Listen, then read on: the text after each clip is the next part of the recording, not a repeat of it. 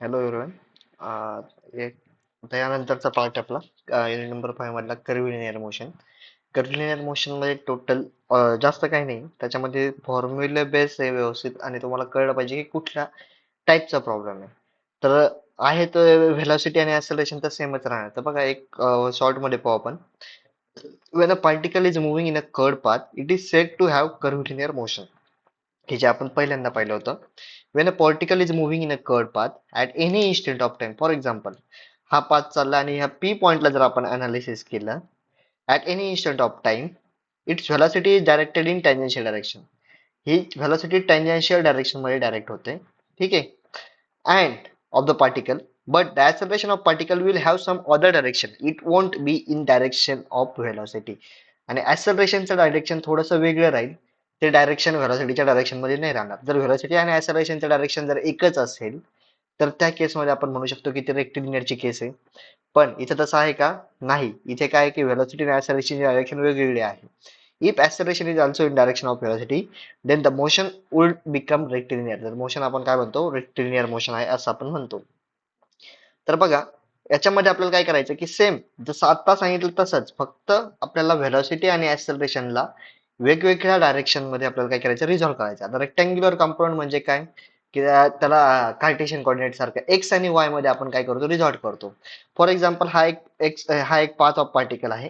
त्याच्यामध्ये या पी पॉइंटला जर स्टडी केला, तर पी पॉइंटला टेंजेन्शियल डायरेक्शन मध्ये आहे तुमची व्हेलॉसिटी, आणि ह्या डायरेक्शन मध्ये आहे तुमचं ऍक्सलरेशन. आपल्याला काय करायचं आहे? रेक्टँग्युलर कंपाऊंड म्हणजे एक्स आणि वाय. मग ह्या पी पॉइंटला एक डायरेक्शन मध्ये हे व्ही एक्स आला, आणि वाय डायरेक्शन याला परपेंडिक्युलर वाय आला. या ऍक्सलरेशनला रिझॉल्व्ह करायचं ए एक्स आणि ए वाय. आता हे कसं आहे करायचं? तर X and Y are rectangular or cartesian coordinate of. आता इथं एक्सचं इक्वेशन जर तुम्हाला इन केस एक्स आणि वायचं इक्वेशन दिलं असेल, तर V X is equal to D X by D T. X आणि वायचं equation in terms of T, F of T.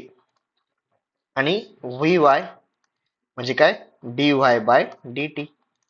मग रिझल्टंट व्हेलॉसिटी काय येईल? Square root of V X square plus V Y square. आणि angle काय येईल? Angle of velocity with respect to X, tan inverse of V Y upon V X. Similarly A X काय येईल रे? D V X upon D T. A Y येईल D V Y upon D T. आणि नंतर acceleration is equal to square root of A x square plus A Y square. आणि beta is equal to, beta म्हणजे angle made by acceleration with respect to X. काय येईल तो? Tan inverse of A Y upon X. इतकं सोपं आहे, इतकं सोपं आहे. आता कधी कधी इक्वेशन असंही दिलं जातं, combination of X and Y मध्ये दिलेलं असतं की काय? R is function of X plus Y.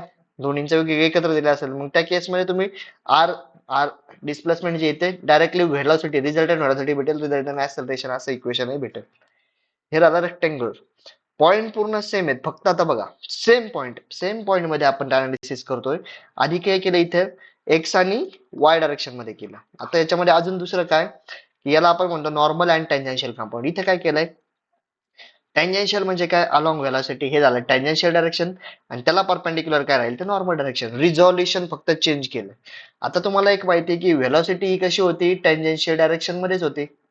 ठीक आहे. मग नॉर्मल डायरेक्शन मध्ये व्हेलॉसिटी किती येईल? तर 0. ओके. आणि जसं आधी केलंय तसं तिथेही करू शकतो. जसं व्हेलॉसिटी कशी काढणार आपण? Velocity is equal to D S by D T. ठीक आहे. आणि याच्यावरून acceleration in time A T, A T is equal to D V by D T. हे डायरेक्टली काढू शकतो. पण नॉर्मलच्या केसमध्ये ऍक्सलरेशन इन नॉर्मल डायरेक्शन आपण करत होतो V square upon R, where V square is equal to velocity आणि आर इज इक्वल टू कर्वेचरचा रेडियस. हे झालं नॉर्मल. सर्व सेम, फक्त इथं बघा टँजेन्शियल आणि नॉर्मल डायरेक्शन मध्ये केलं, म्हणजे दोन्हींना ओव्हरलॅप जरी केलं ना तरी पण तुम्हाला लक्षात येऊन जाईल. इथे जर ओव्हरलॅप केलं आपण, तर बघा, हे बघा, हेच फक्त मी कोऑर्डिनेट चेंज केल्या. हे होतं कार्टेशियन म्हणू आपण याला, कार्टेशियन. हे कार्टेशियन काढले. आता हे जर इथे बघा, हे काय राहील? हे टँजेन्शियल. आणि याला परपेंडिक्युलर काय राहील? नॉर्मल. म्हणजे हे प्रॉब्लेम आपण दोन्ही ऍट अ टाइम सिंक्रोनाइज एका वेळेस सॉल्व्ह करू शकतो. ठीक आहे. ओव्हरलॅप केले तर दोन्ही सेमच होईल. कधी कधी तुम्हाला टँजेन्शियल डायरेक्शन मधून तुम्ही कार्टेशियनही काढू शकता, नॉर्मलही काढू शकता. असे एकत्र प्रॉब्लेम कधी कधी राहू शकता, कंबाईन प्रॉब्लेम. तर फॉर्म्युला तुम्हाला लक्षात आलेले, जास्त काही नवीन नाही. हे बघा, हे इथं पण बघा, इथं हे एक्स आणि हा परपेंडिक्युलर वाय. ठीक आहे. आणि त्यानंतर जायचं रेडियल अँड ट्रान्सफर डायरेक्शन मध्ये. रेडियल म्हणजे काय, इथे बघा in terms of R and theta, हे आर आणि थिटाने रिप्रेझेंट केलेला आहे. हा झाला रेडियल डायरेक्शन आणि याला परपेंडिक्युलर झाला ट्रान्सफर डायरेक्शन. ठीक आहे. आणि हा झाला व्हेलॉसिटी. ठीक आहे. आता या दोन्ही पण वेगवेगळे आहे, तिन्ही पण एकत्र जर लिहायचं म्हटलं तर इथे बघा, ग्रीन कलरने पाहू आपण. हे झालं. आता इथे बघा, हा झाला रेडियल डायरेक्शन आणि याला परपेंडिक्युलर जो असेल तो झाला ट्रान्सफर डायरेक्शन. हा झाला ट्रान्सवर्स आणि हा काय झाला रेडियल. हे तिन्ही पण एकाच केसमध्ये दाखवले मी तुम्हाला. तर त्यामध्ये फॉर्म्युलेज राहतात रेडियल आणि transfer in terms of R and theta, V R V theta, A R A theta. यातला rectangular component when a particle is moving in curved path, velocity of particle is directed in tangential direction and acceleration in some other direction. The component of velocity and acceleration along x and y direction are known as rectangular components of velocity and acceleration of particle. Hello. तर बघा, मी ते आता सांगितलं ना, I in terms of vector, R in terms of X and Y दिलेला आहे. D R by D T म्हणजे DX by D T, D Y by D T म्हणजेच व्हेलॉसिटी झाली. व्हेलॉसिटीला पुन्हा केलं तर त्याच्यावरून काय भेटेल तुम्हाला, ऍक्सेलरेशन भेटेल. बघा, V X V Y, alpha is equal to tan inverse of V Y upon V X. Same for A, याला डिफरन्शिएट केलं, A is equal to X I A Y I, A X A Y, a is equal to square root of x square plus ay square, beta is equal to tan inverse of ay upon x with respect to x. Angle जो राहील तो with respect to x. आता हा problem पाहून घेऊ आपण. The motion of particle in X Y plane is defined by X is equal to T square plus 8t plus 4 and Y is equal to T cube plus 3t plus 8t plus 4. आपल्याला इथे x आणि Y चे equation दिले.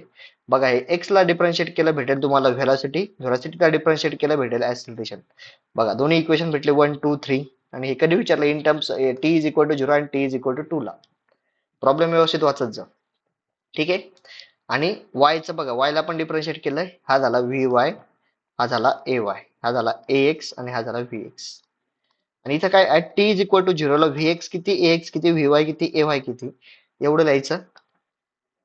आणि बघा, V x वरून आता V भेटेल square root of V X square plus V Y square. बघा, व्ही एक्स किती आला होता इथे, बघा 8 आला होता, व्ही वाय आला होता 8. इथे 8 स्क्वेअर प्लस 8 स्क्वेअर आहे 11.31 आणि tan inverse of A Y upon a y 45 degree with respect to x. Same a x square plus A Y square, a x किती आला तर टी इज इक्वल टू झिरोला 2 metre per second square आणि a Y आला तर 6 metre per second square. झालंय 6.632 metre per second square. याचा angle काढावा लागेल. ठीक आहे. tan inverse of A Y 6/2. तर इतके सोपं प्रॉब्लेम आहे. फक्त तुम्हाला व्यवस्थित माहिती पाहिजे की कुठल्या टाईपचा आहे. आता इथे बघा, इथे इन टर्म्स ऑफ आर आणि थिटा दिलेला आहे. मग आर ला काय केलं, डायरेक्ट डिफरन्शिएट केलं, हा झाला व्ही चं इक्वेशन, हे झालं ए चं इक्वेशन. मग हा झाला व्ही एक्स, हा झाला व्ही वाय, हा झाला ए एक्स, हा झाला ए वाय. बाकी सर्व प्रोसिजर सेम. प्रॉब्लेम तुम्ही सॉल्व्ह करू शकता, सॉल्व्ह करून पहा. त्यानंतर पहा, the velocity of particle moving in, same problem, same problem. आता इथे थोडंफार हे केलेलं आहे, इंटिग्रेशन पण केलेलं आहे. इंटिग्रेशन केलं असेल तर इथे बघा, कॉन्स्टंट ऑफ इंटिग्रेशन लिमिट दिलं नव्हतं म्हणून constant of integration C1 C2 असं घेतलेलं आहे. वेगळं काही नाही. आता त्यानंतर याच्या पाथ कोऑर्डिनेट्स, त्यालाच आपण म्हणतो टँजेन्शियल आणि नॉर्मल डायरेक्शन मध्ये. तर आता मी जसं सांगितलं तसंच आहे, इथे नवीन काही वेगळं नाही. टँजेन्शियल डायरेक्शन आणि नॉर्मल डायरेक्शन. टँजेन्शियल डायरेक्शन मध्ये काय राहतं, तर बघा, velocity is equal to velocity in tangential direction, velocity in normal direction is equal to 0, acceleration in tangential direction is equal to dvt by dt, आणि acceleration in normal direction is equal to v square upon r किंवा row म्हणतो त्याला. हे झालं tangential direction मध्ये. हे tangential आणि याला परपेंडिक्युलर नॉर्मल डायरेक्शन. फॉर्म्युलेज पाहून घ्या एकदा याचे. हा बघा, velocity in normal direction is equal to 0, velocity in tangential direction is equal to जे असेल ते velocity. acceleration in tangential direction, हे बघा इथं dvt by dt, dv by dt आणि acceleration normal v square upon rho, rho त्याच आपण curvature असे म्हणतो. हे बघा acceleration in dv by dt an v square upon rho. ठीक आहे. a is equal to square root of 80 square plus an square theta is equal to tan inverse of an upon 80 आणि हा with respect to tangential direction राहतो angle. हे problem. आता याच्यामध्ये काय आहे हे महत्वाचं जर क्वेश्चन जर आलेच इन केस थिअरीसाठी तर the tangential component of acceleration म्हणजे a t dv by dt reflects a t मुळे काय होतं की reflect change in speed of particle आणि नॉर्मल डायरेक्शन मधून काय की change in direction of particle. A t reflect करतो स्पीड आणि an काय रिफ्लेक्ट करतो की तुमचं डायरेक्शन. ठीक आहे. If the particle is moving with constant speed then a t is equal to zero. कारण व्हेलॉसिटी कॉन्स्टंट असते व्हेलॉसिटीवर डिपेंड असतो a t. As velocity always acts in tangential direction its component in normal direction is zero. हे तर आपण सांगितलं velocity normal direction. आणि when particle is moving along curve defined by y is equal to f of x the radius of curvature at a point. Radius of curvature दिला नसेल तर तो असं काढतो rho is equal to 1 plus dy by dx square raise to 3/2 upon d square y by dx square. हे महत्वाचे point लक्षात ठेवा. आता हा बघा हा प्रॉब्लेम आहे. The particle move in a circular path of radius 0.4 metre म्हणजे r दिलेला आहे. इथं लगेच कळलं पाहिजे रेडियस दिला की लगेच कळलं पाहिजे की पाथ कोऑर्डिनेटचा प्रॉब्लेम म्हणजे इथं acceleration in tangential direction, acceleration in normal direction, velocity in tangential direction, velocity in normal direction चे प्रॉब्लेम सॉल्व्ह करायचे. ठीक आहे. जे फॉर्म्युले लिहून ठेवा लगेच नसेल लक्षात तर राहू द्या. Calculate magnitude of acceleration a of a particle if its speed is 0.6 metre per second म्हणजे अजून तुम्हाला व्हेलॉसिटी पण दिली 0.6 metre per second but it is increasing at rate पण दिलेला आहे म्हणजे हे झालेलं आहे ऍक्सलरेशन इन टँजेन्शियल डायरेक्शन किती 1.2 metre per second square 1.2 metre per second इच सेकंड दिलेला आहे म्हणजे 1.2 मीटर पर सेकंड स्क्वेअर झालं ते. ठीक आहे. मग बघा इथे रो इज इक्वल टू 0.4 फॉर्म्युल्यामध्ये टाकायचंय ऍक्सलरेशन आलं झालं. इतकं सोपं आहे. हा पण प्रॉब्लेम सेम आहे.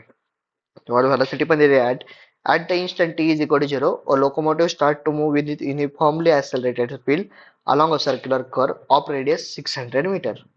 रेडियस दिलाय कुठल्या टाईपचा फॉर्म्युला प्रॉब्लेम आहे पाथ कोऑर्डिनेटचा. मग लगेच त्याचे फॉर्म्युले वापरायचे जे असतील ते त्याच्याने लगेच सॉल्व्ह होऊन जातं. बघा दुसरा काही वेगळा फॉर्म्युला वापरला का याच्यामध्ये इक्वेशन ऑफ कायनेमॅटिक्स पण वापरू शकतो आपण. युनिफॉर्म मोशन असेल तर इथे बघा ते पण वापरलंय v is equal to u plus a t uniformly zero येतं म्हणून एटी काढलेला आहे. ऍक्सलरेशन किती राहतं tangential direction. Acceleration in tangential direction मध्ये काढण्यासाठी आपण कायनेमॅटिक्सचे फॉर्म्युले वापरू शकतो कारण आपण युनिट नंबर 5 मध्येच जे आहे ते. नंतर काय इथे पण बघा सेम यू दिलेला आहे व्ही दिलेला आहे व्ही काढला तुम्ही एटी व्ही आणि ऍक्सलरेशन. फक्त लक्षात घ्यायला पाहिजे की कर्व्हिलिनियरचा प्रॉब्लेम असेल तर तीनच गोष्टी एक तर आता रेक्टँग्युलर कोऑर्डिनेट्स एक्स वाय नंतर टँजेन्शियल कोऑर्डिनेट्स पाथ कोऑर्डिनेट मध्ये जातो व्हीटी व्हीएन आणि तिसरं आता पोलर कोऑर्डिनेट. पोलर कोऑर्डिनेट आपण आता पाहणार आहे. हे पण प्रॉब्लेम तसेच आहेत सेम. मी परत परत सॉल्व्ह नाही करते फक्त इथे बघा इथे कॉन्स्टंट ऑफ इंटिग्रेशन वापरलंय का बरं कारण तुम्हाला लिमिट्स माहिती नव्हते. जर लिमिट्स माहिती असेल तर कॉन्स्टंट ऑफ इंटिग्रेशन वापरलं नसतं. कॉन्स्टंट ऑफ इंटिग्रेशन काढायचं बाउंड्री कंडिशन वरून त्याची व्हॅल्यू काढलेली इथे c1 इज इक्वल टू 4 त्यावरून तुम्हाला व्हेलॉसिटी इन एक डायरेक्शनचं इक्वेशन भेटलं त्यामध्ये व्हॅल्यू सबस्टिट्यूट केली मग vx vy ax ay काढले. ओके. नेक्स्ट पाहता आता पोलर ऑर सिलेंड्रिकल ह्याच्यामध्ये थोडेसे फॉर्म्युले जास्त आहेत तर तेवढे फक्त फॉर्म्युले एकदा व्यवस्थित केले तर लगेच कळून येतं. इथे रेडियल डायरेक्शन म्हणजे काय हे बघा हे दिसतंय रेडियल डायरेक्शन आणि हे झालं त्याला परपेंडिक्युलर ट्रान्सफर डायरेक्शन. तर बघा इथे motion of particle in plane इथे बघा आर दिलेला आहे इथं व्ही आर दिला velocity in radial direction. R dot दाखवलं आर डॉट म्हणजे डिफरन्सिएशन ऑफ आर. एक सिंगल डॉट असेल तर सिंगल डिफरन्शिएशन डबल डॉट असेल तर डबल डिफरन्शिएशन. इथं व्ही आर एकदम सोपं आहे. आरच्या इक्वेशनला तुम्हाला फक्त एकदा डिफरन्शिएट करायचं. व्ही थिटा कसा काढतो आपण तर आर इंटू थिटा डॉट. ठीक आहे. आणि व्ही आर आणि व्ही थिटा वरून बाकीचं सेम आहे जसं रिझल्टंट आहे. नवीन काहीच नाही युनिट नंबर 5-6 मध्ये जे तुम्ही आधी शिकताय तेच नवीन करायचं तुम्हाला. जसं तुम्ही आधी फोर्सेसचं रिझल्टंट काढत होता तसं इथं व्हेलॉसिटीचा ऍक्सलरेशनचा रिझल्टंट काढायचा आहे. आणि अँगल काढायचा तर तुम्हाला माहिती आहे विथ रिस्पेक्ट टू असतो तो डिनॉमिनेटर मध्ये असतो न्यूमरेटर मध्ये असतो त्याच्या अपोजिट डायरेक्शन. इथे बघा alpha is equal to tan inverse of V theta upon V R आणि इथे दिला with respect to radial direction. मग रेडियल आहे का खाली व्ही आर आहे व्ही आर माहिती आहे, व्ही थिटाचा फॉर्म्युला काय V R is equal to R dot V theta is equal R theta double dot R theta dot sorry. नंतर बघा इथे ए आर दिलाय A R is equal to r double dot minus r theta dot आणि a theta is equal to twice r dot theta dot plus r theta double dot. बाकीचं सर्व same. हे चार फॉर्म्युले फक्त व्यवस्थित करा एवढेच. पोलर मध्ये थोडंसं डिफिकल्ट वाटेल नाही कर्व्हिलिनियर मध्ये, तर एवढाच पार्ट आहे की हे व्ही आर ए थिटा हे फॉर्म्युले थोडेसे डिफरंट जातील, अवघड जातील. एक प्रॉब्लेम पाहून घेऊ आपण याच्यावरचं. ठीक आहे, इथं बघा. The polar coordinates of a particle moving in the plane r is equal to 2 plus 2.5 t square and theta is equal to 0.5 plus 0.75 t square where r is in mm, theta in radian. काय विचारलंय? Velocity and component of acceleration at t is equal to 2 second. फक्त तुम्हाला r आणि theta दिलेला आहे बघा. काय काय लागतं रे आपल्याला पूर्ण फॉर्म्युला मध्ये बघा. व्ही आर मध्ये आर डॉट लागतो डायरेक्टली, व्ही थिटा मध्ये आर थिटा डॉट लागतो, ए आर मध्ये r double dot R theta. मग इथे काय केलं, ह्या आर वरून आर डॉट काढलं म्हणजे एकदा डिफरन्शिएट केलं बघा. 2 प्लस 2.5 टी स्क्वेअर 2.5 टी स्क्वेअरचा डिफरन्शिएट 5t आणि आर डबल डॉट म्हणजे 5 पुन्हा एकदा डिफरन्शिएट केलंय. थिटाला डिफरन्शिएट केलंय, theta dot 1.5t theta double dot आलाय 1.5. या सर्व व्हॅल्यू काढून ठेवल्या जिथे गरज आहे तिथे. At T is equal to 2 second r r dot r r dot r double dot theta double dot या सर्वांच्या व्हॅल्यू सबस्टिट्यूट करून ठेवल्या. आता काय राहिलं काम, फक्त फॉर्म्युले मध्ये सबस्टिट्यूट करायचंय. आला व्ही, हे आला ए, झालंय. नवीन काय आहे का? वेगळं काही नाहीये. फक्त आपल्याला महत्वाचं काय, खूपदा सांगतोय मी की मुलांना अवघड का बरं जातं की याचमुळे फॉर्म्युले व्यवस्थित प्रिपेअर करून ठेवायचे. ठीक आहे, याला फॉर्म्युले व्यवस्थित झाले की तुम्हाला काही प्रॉब्लेम येणार नाही. फॉर्म्युले व्यवस्थित इथं पण बघा तेच केलेलं आहे. प्रॉब्लेम नवीन काही नाही, फक्त समजला पाहिजे. इथं लिहिलेलं आहे स्टार्टिंग कशाने झाली, द पोलर कोऑर्डिनेट्स. लगेच क्लिक झाले मध्ये की r r theta r dot theta dot r double dot theta double dot. मग लगेच व्ही आर चा फॉर्म्युला काय होता, व्ही आर चा फॉर्म्युला तो लगेच r dot V theta is equal to r theta dot, नंतर a R is equal to r double dot minus r theta dot square, नंतर ए थिटा काय twice r dot theta dot plus r theta double dot. हे फॉर्म्युले लगेचच्या लगेच click झाले पाहिजे. Prepare करा पण कॉपी नेऊ नका. याची कॉपी नेऊ नका, प्रिपेअर करा, लक्षात करा, टाटा मारा, पण कॉपी न्यायची नाही. ठीक आहे, पकडली तर पेपर जाईल पूर्ण. हे बघा इथे सर्व ठिकाणी सेम केलेलं आहे, वेगळं काय आहे का? वेगळं काहीच नाही. आता काही फॉर्म्युला असं राहतं की दोन्हींचे एक कॉम्बिनेशन राहतं. त्यानंतरचा नेक्स्ट पार्ट आहे प्रोजेक्टाइल मोशन. याच्यावरचा आपण अजून एक व्हिडिओ, शॉर्ट व्हिडिओ बनवू. ठीक आहे, हा जसा झाला शॉर्ट तुम्हाला पाहण्यासाठी सोपं जाईल. तर कर्व्हिलिनियर मोशन या पूर्ण याच्यामध्ये एकही मार्क गेला नाही पाहिजे कुणाचाच. इतके आहे की सर्व फॉर्म्युले एका एजवर लिहून ठेवा. जर रेक्टिलिनियरचे सर्व फॉर्म्युले लिहून ठेवा, कन्सेप्ट लिहून ठेवा, तसंच कर्व्हिलिनियरचे पण सर्व फॉर्म्युले आणि कन्सेप्ट लिहून ठेवा. यानंतर मी तुम्हाला युनिट नंबर 6 चा पण एक व्हिडिओ मी अपलोड केलेला आहे, डिअलम्बर्ट प्रिन्सिपल म्हणून, तर तो पण एकदा पाहून घ्या. ठीक आहे, लवकरच प्रोजेक्टाइल मोशनचाही व्हिडिओ शेअर केला जाईल. थँक्यू.